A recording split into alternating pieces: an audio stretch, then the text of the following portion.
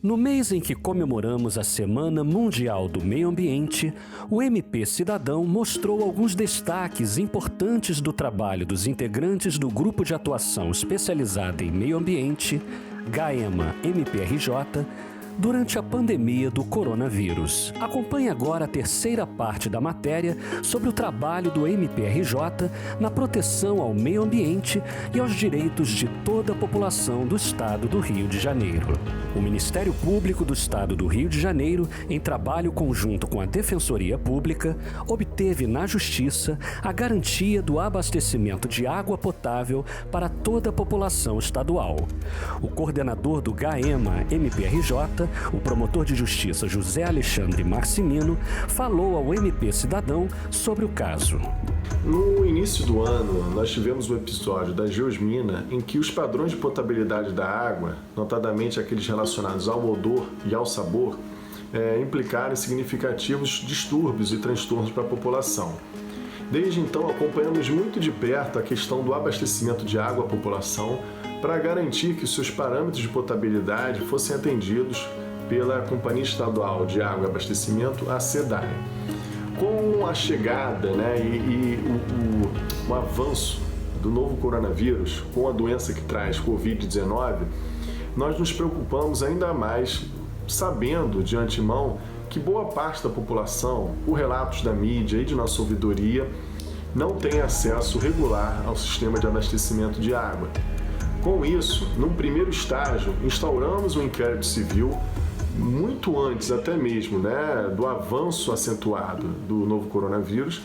para que pudéssemos monitorar de perto quais são as áreas da região metropolitana que estavam desprovidas desse serviço tão essencial no momento de contágio coletivo. E com isso também nos antecipamos, aproximando a nossa ouvidoria do Ministério Público do Rio de Janeiro com a ouvidoria da Defensoria Pública, para que pudéssemos, em conjunto, traçar o que chamamos de mapa do desabastecimento. O que seria esse mapa? Assim que o usuário, o consumidor, fizesse a reclamação no sistema de ouvidoria da Defensoria ou do MP, automaticamente, por um sistema de inteligência artificial, esses dados seriam georreferenciados num mapa, criando assim manchas do desabastecimento, ou seja, teríamos a visão clara e sistêmica de como isso estaria espacializado em nosso território, o problema da falta d'água. Felizmente, a Defensoria Pública encampou o nosso convite e fizemos esse mapa do desabastecimento com essas manchas, que inclusive gera relatórios, ou seja, nós conseguimos traçar uma evolução na linha do tempo sobre o quadro relacionado ao desabastecimento. Isso facilita muito a nossa atuação, isso dá uma racionalidade e um ganho de tempo, inclusive também permitindo que o judiciário tenha uma visão mais clara sobre o problema, uma vez que nós estamos colocando na base do território, como se fossem manchas, as áreas em que o problema se afigura mais acentuado, e isso obviamente facilita o tempo de resposta. Com essas ouvidorias conjugadas e com outros relatos, a partir de uma busca ativa feita pelas ouvidorias das comunidades e com matéria também da imprensa, inúmeras matérias da mídia divulgando o problema da água, ainda mais nesse momento de pandemia, nós oficiamos a companhia no bojo do inquérito civil para que apresentasse uma justificativa e principalmente uma solução para que no enfrentamento ao coronavírus e dada a importância da água para sua prevenção, toda a população tivesse em situação isonômica e igualitária condições de tutelar a sua saúde e tutelar a sua vida consequentemente no âmbito do contágio e da propagação do vírus, ou seja, a água como um elemento preventivo, conforme sistematicamente reiterado pelos especialistas no Brasil e no mundo. Então, salientando a importância da água para a prevenção do contágio e a necessidade, mais do que nunca, de se garantir um serviço de água em bases contínuas, oficiamos a companhia, porém a resposta que nos foi apresentada foi no sentido de que, enquanto mais de 20 caminhões-pipas, chegando a um total de 40, tivessem sido adquiridos, esses 40 caminhões-pipas alugados, eles buscavam atender o estado do Rio de Janeiro inteiro, E lembrando que a SEDAI presta serviço para mais de 60 municípios no nosso estado. Não ficou claro na resposta como a entrega e o serviço de caminhão-pipa é operacionalizado, que para nós é fundamental. Igualmente, também não ficou claro como o plano de contingência da companhia, que até então, no início de março, né, e aí perdurando ao longo de todo esse mês, assim como abril, era um plano muito tímido, muito deficitário, segundo os especialistas, inclusive consultados, como o da Fiocruz. Então, era fundamental, e continua sendo, que um plano de contingência fosse apresentado para não só tutelar a saúde do trabalhador da companhia, obviamente que isso é de suma importância, como também prevendo ao longo do seu sistema de tratamento e distribuição da água todas as medidas de emergência e contingência necessárias à ininterruptibilidade do serviço, garantindo assim que todos pudessem ter acesso à água e tutelar a sua saúde. Como esse plano de contingência não nos foi apresentado nos moldes preconizados pelos especialistas, e aqui eu cito os professores da Fiocruz, que por força de um termo de cooperação têm nos assessorado, tivemos que judicializar uma ação prevendo, né, e pedindo e buscando que esse plano de contingência fosse elaborado nos moldes preconizados pela Lei 11.445 de 2007, que é a Lei da Política Nacional de Saneamento, e contendo os elementos, segundo os professores da Fiocruz, e baseados, inclusive, na experiência da Organização das Nações Unidas e da OMS, da Organização Mundial de Saúde,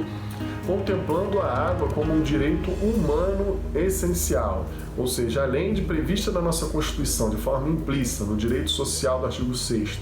e no artigo 225, quando tratamos de segurança hídrica, estamos sim falando de segurança hídrica no momento de pandemia, se considerarmos que essas pessoas não podem ficar alijadas da água, uma extensa parcela da população, trouxemos esse argumento do direito humano à água para além do direito fundamental, para que esse plano contemplasse não só os consumidores formais e os usuários formais. Era preciso um olhar diferenciado nesse momento de pandemia e de emergência de saúde pública. É preciso que tanto o usuário formal quanto o usuário informal, como até mesmo aqueles que são considerados hipervulneráveis e muitas vezes esquecidos pelo poder público, e aí eu cito a imensa quantidade populacional, o contingente populacional dos moradores de rua de nossa cidade. Então foram propostas 2 ações civis públicas, uma para a capital e outra para a região metropolitana, para que, ao fim e a cabo, e aí eu vou resumir essas 2 ações, nós tivéssemos um plano de contingência que fosse exigido pelo poder concedente, aprovado pela agência reguladora, que é a AGENESA,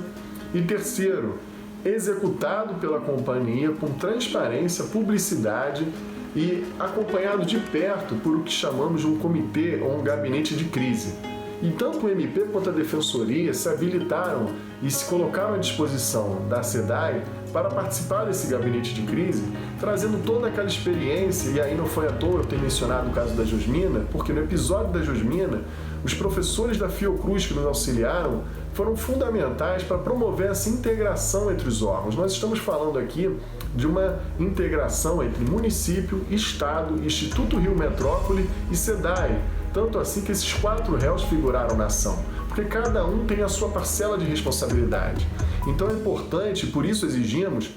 que o plano de contingência traga uma matriz de responsabilidade, que não seja um plano pro forma, né? Ou seja, seja um plano palpável, seja um plano fiscalizável, dotado de resultado, de eficiência, de efetividade.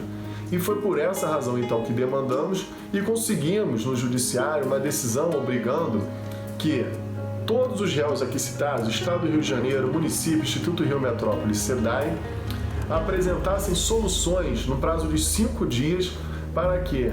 nenhum morador da região, principalmente da capital, porque a ação nesse aspecto se limita à capital, embora em função de um outro processo movido pelo MP e pela Defensoria Pública, visando a região metropolitana inteira atendida pelo Sistema Gondur, nós estamos buscando junto aos réus a extensão dos efeitos dessa decisão. Ou seja, se é fato que essa decisão do Tribunal de Justiça atualmente, né, concedida monocraticamente por um relator, só vale para a capital? E o que ela determina? Serviço ininterrupto para as áreas formais e informais e colocação de caixas d'água, reservatórios coletivos e pias coletivas, inclusive em equipamentos públicos, né, como escolas, hospitais, seja do município ou do estado, que sejam franqueados à população de rua para acesso à sua higienização. Então buscamos que essa medida valha não só para a capital, como principalmente, em razão dessa segunda ação, para a região metropolitana inteira, a fim de que garanta-se a isonomia e a tutela da saúde de todos numa base isonômica e que todos, assim, mais uma vez, enfatizo, tenham acesso à água e possam se prevenir, né, na forma preconizada pelas autoridades de saúde pública.